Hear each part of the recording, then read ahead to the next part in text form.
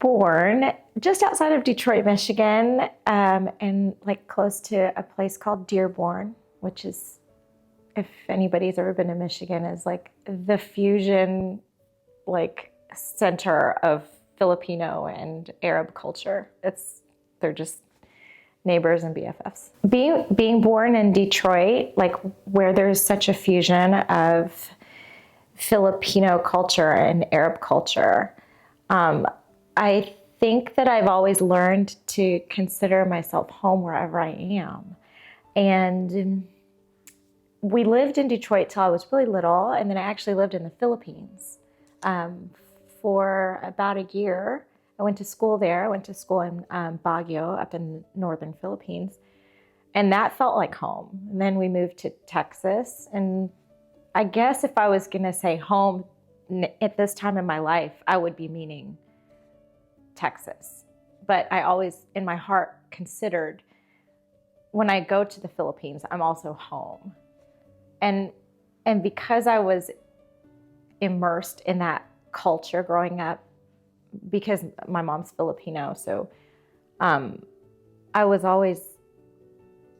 felt embraced by that culture more in my life versus the Palestinian side, which I did go when I was little, but I wasn't close to my family until I got a little older. So that didn't feel as natural as my primary home. My primary home is like the Filipino culture in the Philippines and Dallas. So growing up, my childhood was fun. I have wonderful memories of my childhood. I have more memories of my childhood relating to my mom's family, the Filipino cultural influence, and then just being in Texas, being a Texas girl. So we grew up in Rowlett, Texas. There's cows and fields and no other Asian kids really close by. It was like just us. So I always had a feeling of like, I think that's why naturally I try to chameleon myself to where I try to like blend into wherever I am. Not to disappear, but just to be comfortable and to also make other people comfortable. Do you know what I mean? Because some people don't really know how to, like, so what do you like to eat? Like, food? What do you like to eat? You know? But childhood-wise, like, I'd be the only Asian kid at a birthday party, the only Asian kid in my class. And I always saw myself as Asian when I was little because I didn't know my Palestinian side yet. So growing up, my childhood memories when I was little in the Philippines were very joyous. My family was so warm, and I never felt like a stranger there. When I was a child, we did visit Palestine. I went with my dad, and I remember sleeping. A clear memory was like sleeping on my grandparents' balcony, which was a cement open balcony with my dad in a sleeping bag, and we were like looking at the stars. He was teaching me to count in Arabic. I always remember that. Like that memory inspired me to teach my children to count in Arabic when they were really little. It was just remembering my dad. But and the sound of the walking on the rocks and the almonds and picking almonds off the tree with my dad and learning how to use the right rock to smash the almonds open. I remember all those things, and I was really little. I was just, probably, I don't know, maybe 5 or 6, something like that, little. But those memories stood out to me. I remember watching him from their house. There wasn't very much there. You could see the path to the mosque, so I would watch for my dad to come back from prayer. So those are precious memories.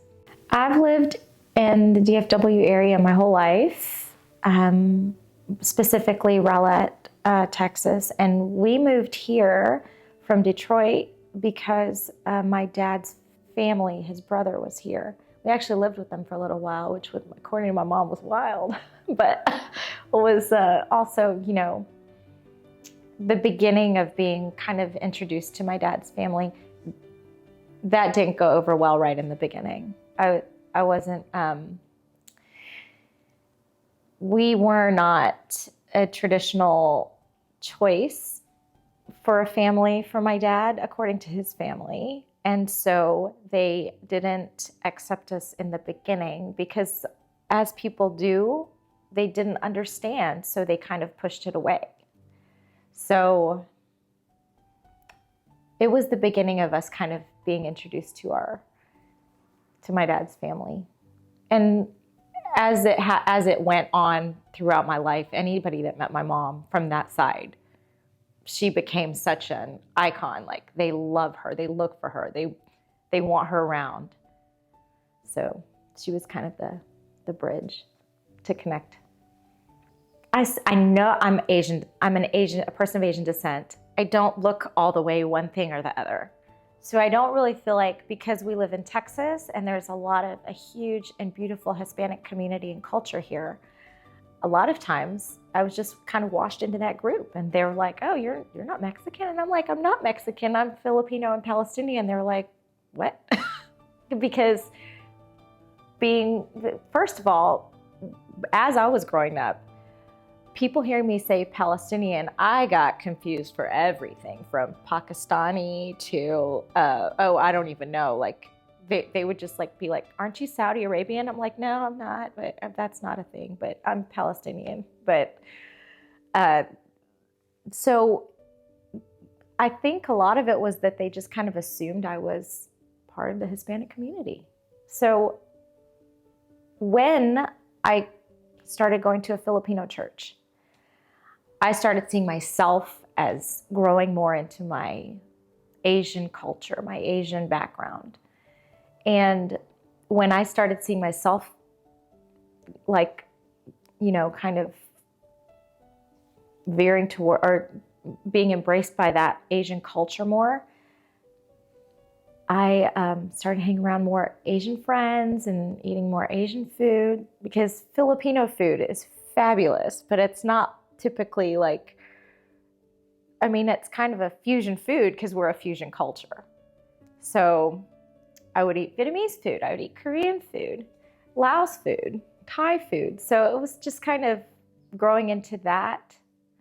I started seeing myself as more Asian, and as I was affiliating myself with more Asian culture and friends, then I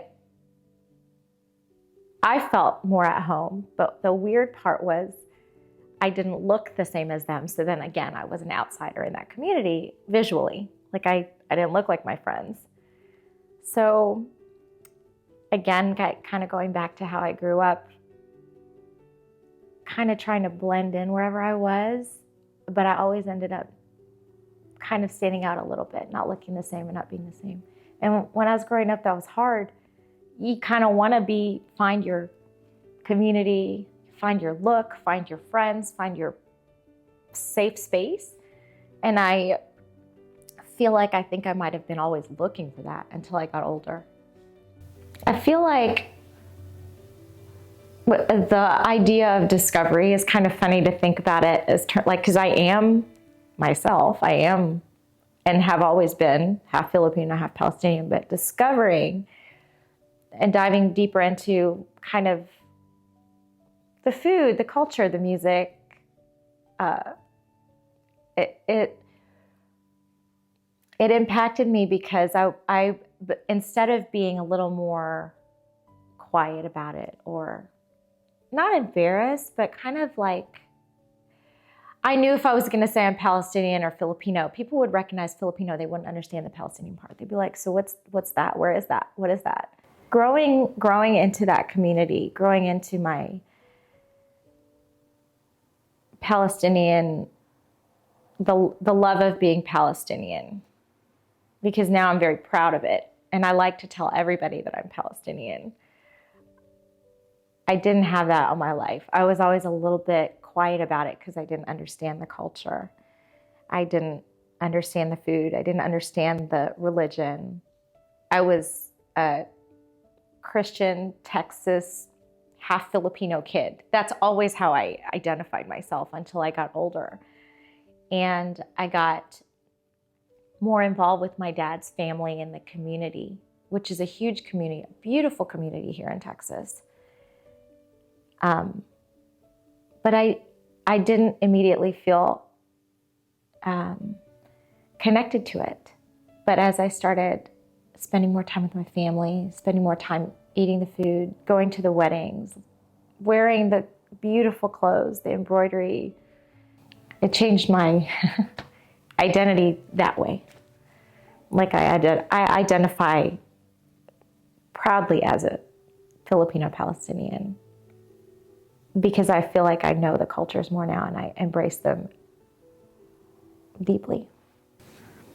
So growing up, there was always that stigma of Asian kids, which again, like growing up, I felt I was Filipino, but like the Asian kids, that, stigma was more like connected to any like Vietnamese kids or Chinese kids or Korean kids, the kids that look traditionally Asian. Like Filipinos, we always look a little bit of a fusion, like Spanish, a little Chinese, a little Hispanic, just mixed together. So I didn't feel so much of that stigma of, oh, those Asian kids are so smart, those Asian kids are so quiet, those Asian kids do what they're supposed to do. I mean, I thought that, even though I was an Asian kid. I was like, oh gosh, those kids are so quiet, those kids are so smart.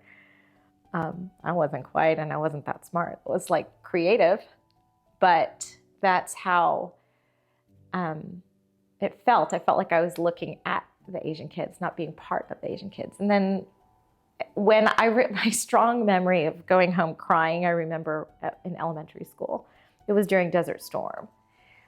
And like I was saying as I had said earlier, is that my childhood, I wasn't connected to my Middle Eastern roots.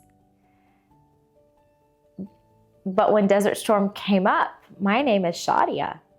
And the kids in class would run by me in the gym doing laps and say, Shadia Arabia, and just make me cry. And my mom's like, why are you crying? That's nothing. That doesn't mean anything. But at that time there was a war. So that was just, I felt like they were kind of making me feel like an enemy or making fun of me. And it's an uncomfortable feeling as a kid. I couldn't even imagine my mom being like, she was probably furious. But that was a memory I remember. And it kind of pushed me a little bit away from getting close to that culture again. Like just because I was like trying to distance myself. That's not me. I'm not an enemy. Isn't that funny how we, even when I was little, saw that as the not friendly side. They're not the good guys. It's really weird to me. A lot of how I used to think has changed over time, especially regarding cultural affiliation. And whereas I would be quiet about speaking about being Palestinian, now I'm very proud about speaking about being Palestinian. Every time, if anybody sees me now, I've got on a Palestine shirt or a keffiyeh or, my ceasefire jacket. And I feel confident, comfortable, and in love with the fusion of being Palestinian and Filipino, just as much one as the other. I go to a Filipino church. I've spoken about how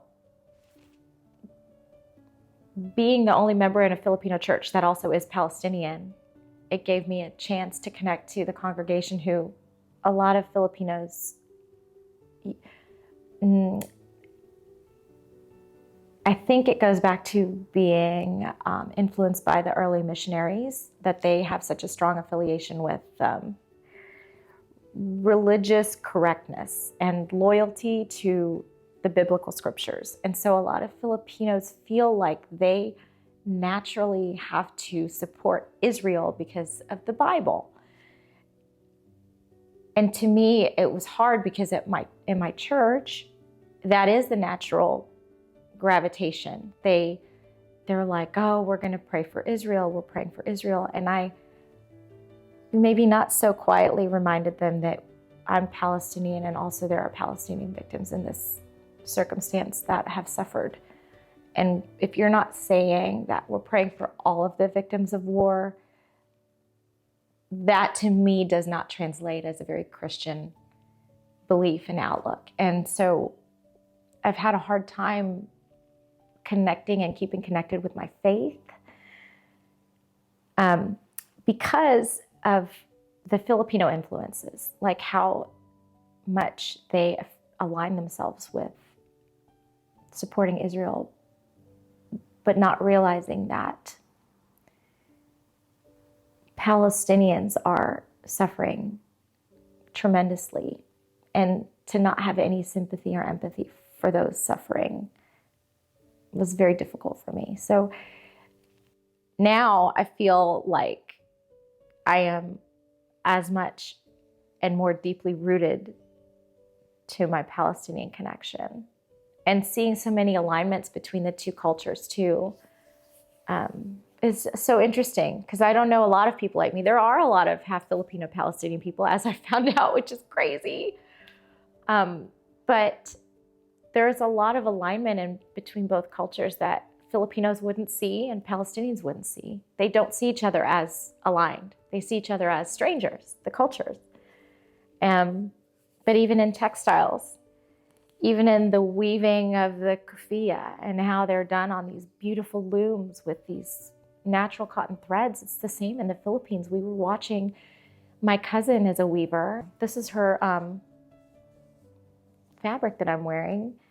And I watched those weavers weave them on the bamboo looms with those natural cotton threads. And to me, like seeing the images from one side of the world to the other, and they're the same images, the same hands, the same generations of weavers.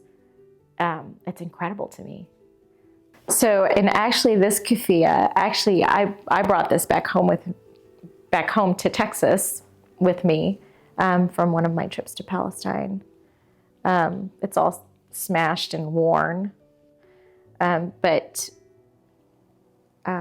you can see when you look at the kufiyah, you can still see the threads just running through that are so fine and that are natural.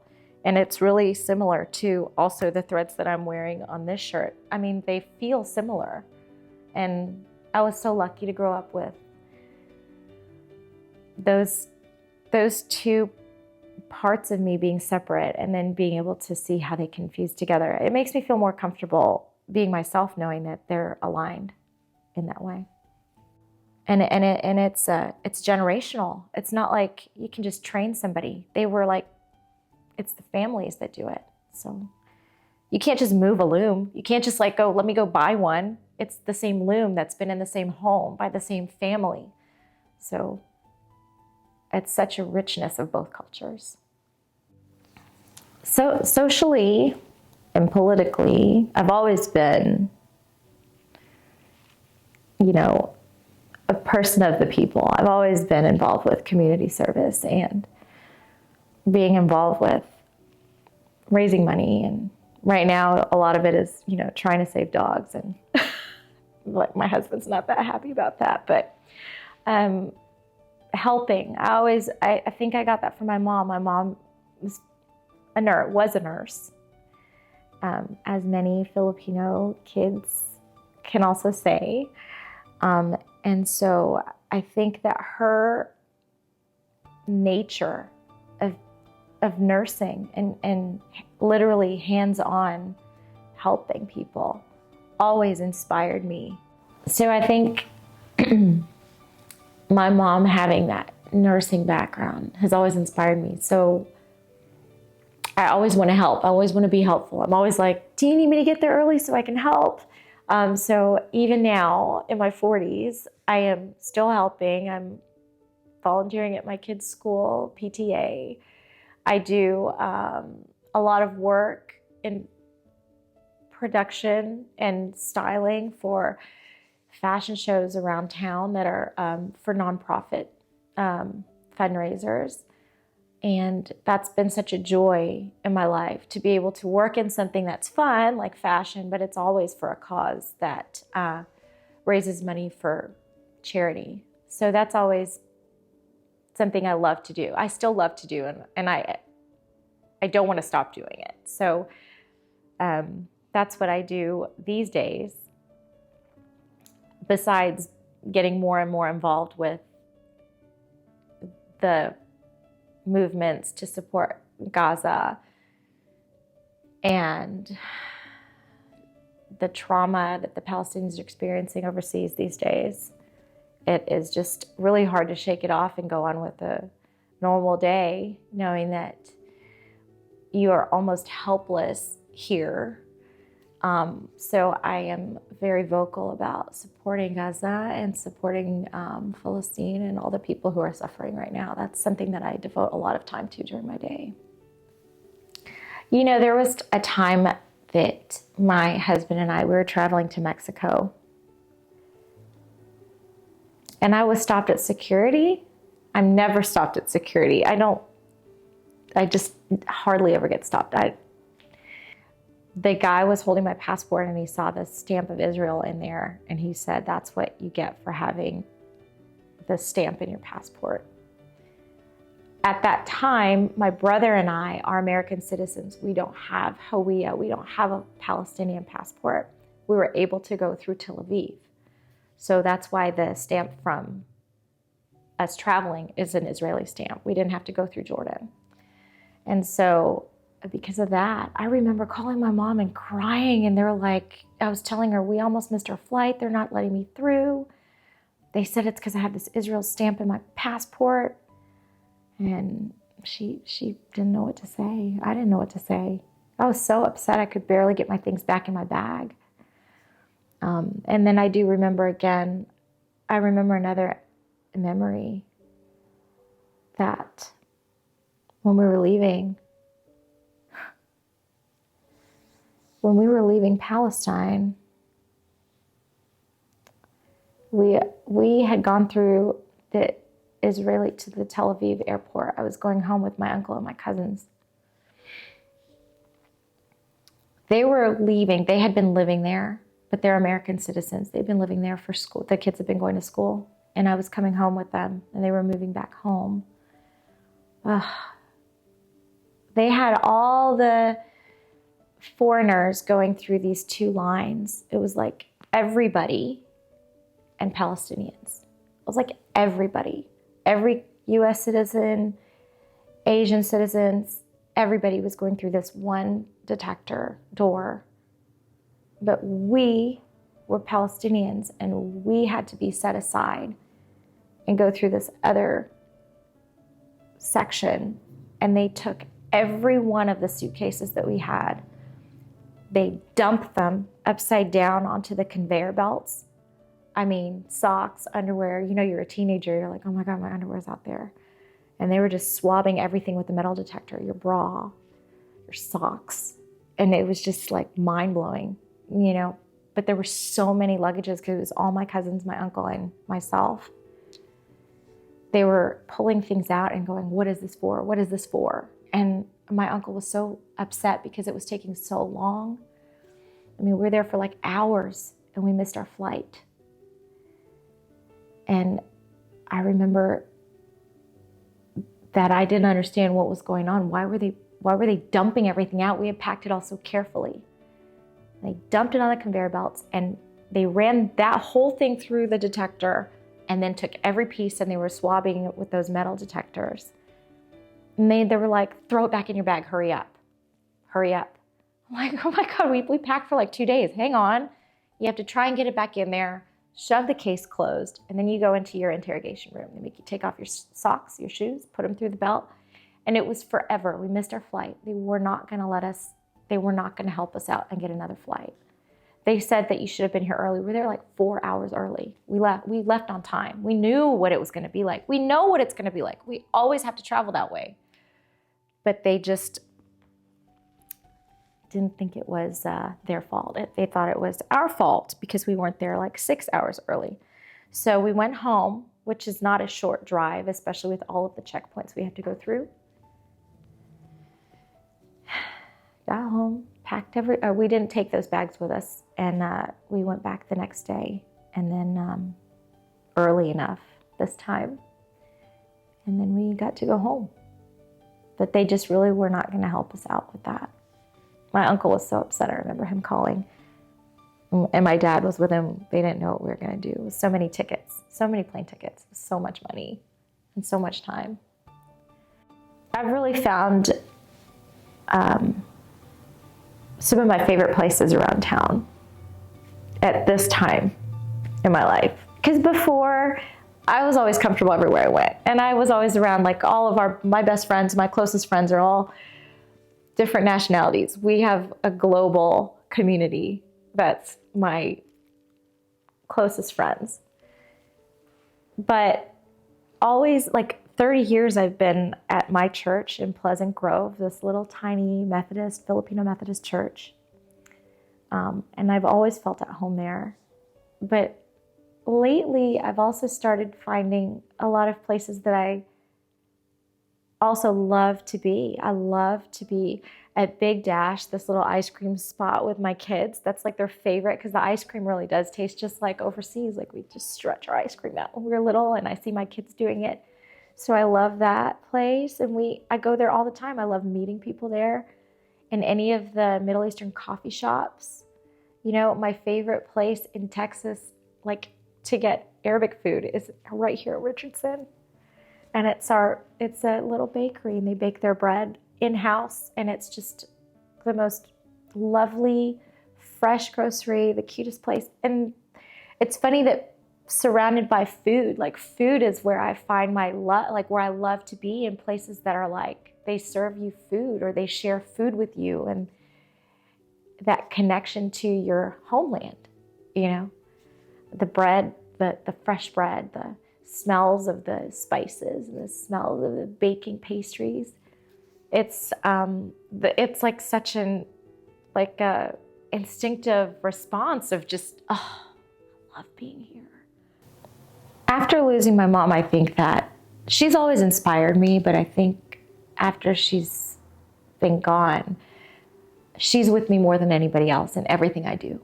So she inspires me even though she's not here, because I'm always like, oh, she would have loved this, or she would have been so proud of that, or I think she would think I was doing the right thing, or my mom wouldn't probably want me to do this, you know? So she's with me in that way all the time. I'm inspired by my dad a lot. You know, growing up, not being a very conformist daughter, not being Muslim, not being obedient, I think we had a really rocky, I'll say there were a lot of growing pains in our relationship. But he inspires me so much because my dad works so hard. He worked so hard since he was a kid. He told me a story. My dad told me a story. His family was Bedouin, so they had places they would set up their tents, and the goats, and the wells of water underneath the rocks, and how his mother would bake bread on the stones. I mean, that's just amazing to me that he grew up that way, and going to school and burying his bread on the way so we'd have a snack to come home, like on the way home. His oldest brother used to stay in this little kind of a structure. It's a stone structure, and take care of the goats. I mean, that's unbelievable to me. It's just a life beyond anything I can fathom. And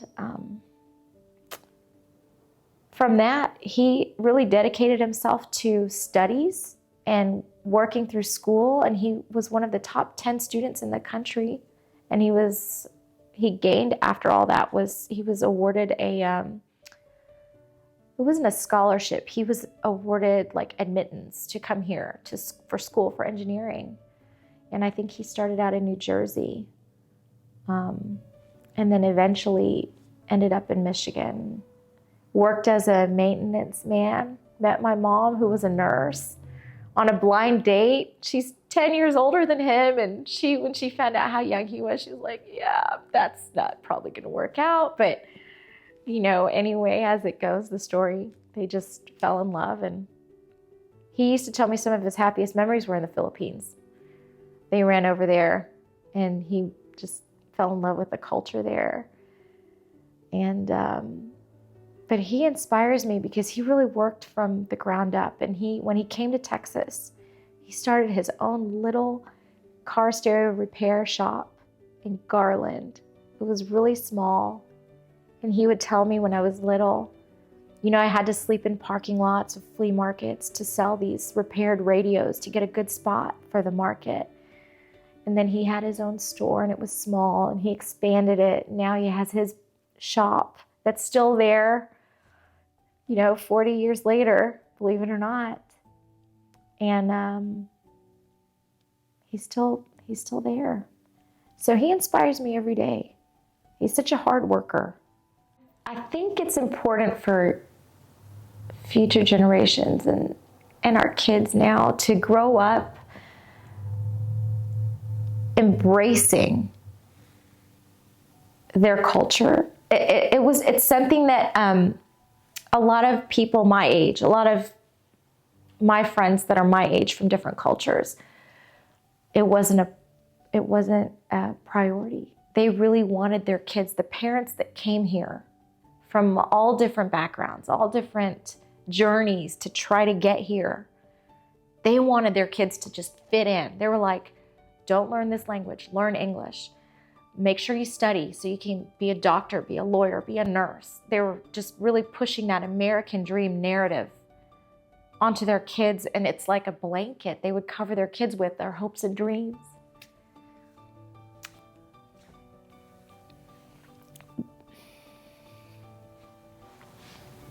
But if you cover your kids with this blanket of hopes and dreams, it has an impact in that they grow up not wanting to embrace their parents' culture. It's going away.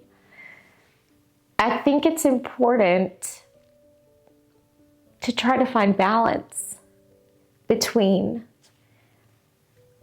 living the dream, being successful, however that is to you, not being a doctor or a lawyer. Obviously that's what every parent's dream of success looks like for their children when they come from different backgrounds where they have to really work hard every day. But also being successful in that you have happiness and peace and balance, and that you're connected to your family, that you don't leave them behind, and that you carry your culture with you everywhere you go. I think that's successful. When you meet somebody like I've done lately, and I'm like, I'm Palestinian, and they're like, oh wow, you're Palestinian? Because I would be like the first Palestinian person they would meet or could talk to or ask hard questions without feeling judged or side-eyed, you know? So I think, to me, that's something you could aim for, to be a good representation of who your parents were. We're all connected. In a world, in a time, in a day where we are disconnected by social media. We're connected by social media and disconnected by social media. We're connected by our kids' schools and disconnected by our kids' schools. It's almost like we just kind of brush up against each other and then we just go our separate ways. I think it's important to remember that we are connected globally. We're connected culturally. We're connected historically. You know, you could sit there and talk to somebody and ask them, what would your experience with colonization be? And everybody can connect that way somehow, if their parents were from another country, if their, you know, role models when they were growing up were inspirational figures, if they were intrigued by how America was colonized. It's colonization is kind of a crazy thread that doesn't seem like it could connect people, but everybody's connected through that. And it's kind of a weird handcuff, because we're like connected to it, and it's not like a ring or a bracelet. It's like, oh, look at my colonization story. It's like, yeah, we were colonized. Were y'all? You know? And it's crazy because generationally it does trickle down in where a lot of Asian cultures try to rinse out the colonization efforts and suffering, and also to rinse out their own culture to kind of lighten their children's culture, to make it easier for them to kind of absorb and melt into this American dream. I think being connected is something we forget to do on a daily basis. You know, we're just worried about, oh, what do I have to do next? I have to pick up my kid. I have to drive here. I've got to pick this up. And when we have a chance to sit down and talk to each other over coffee or over ice cream, the energy that's created in those moments is so important. We used to have a lot more of that. We don't do that much anymore. So I hope that's something that people start to rediscover and to reconnect and to be more connected to each other and each other's culture and each other's struggles. I have lost, not burned bridges, but lost friends. They kind of just slipped away. And while I was starting to be so involved with this movement of calling for ceasefire and being involved in amplifying the voice of people suffering in Gaza, I've lost a lot of friends. They've just kind of slipped away. But I've also found like my people in it. I'm like, wow, you care about this a lot. Like, you inspire me to care more, and I care about it a lot. So crossing, racial borders, religious borders, gender borders, like I'm connecting to people in a different way, in a more soulful way, in a more universal way at this time in my life, discovering people with that much heart and that much investment into something that you care about is amazing. It's so special. I hope that I'm remembered for being a good friend, being a good mother. I hope I'm remembered for, the introductions from one incredible person that I know to another incredible person that I know, because I see that all the time. I guess naturally I always try to bridge people. My parents are so different. I'm a product of their, two cultures in one. And I feel like I always want to connect. Like, I want to connect people all the time. I'm always like, if I meet somebody that's from Ghana, I'm like, oh, I have another friend from Ghana. Or, oh, you're Cambodian. I have another friend that's Cambodian. And like the stories of the suffering, the colonization of the countries, the food, the family energy. It's just those things. I always see them in other cultures, and I can always see the connection, and I always want to bring them together. So I hope that I'm remembered as somebody that connected.